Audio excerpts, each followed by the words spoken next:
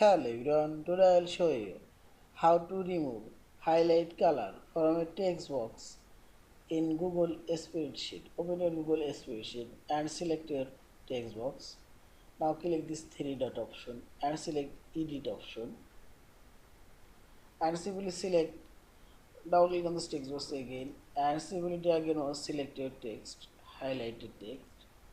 Now click this three dot option and now click highlight option and simply select a transparent and see this highlight color now gone. I will make this text color white. See this. Also remove this text highlight color and make it transparent.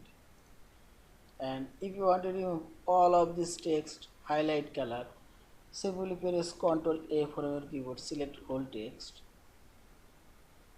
and select here transparent and see this. There is no highlight. This text color only change and change this text color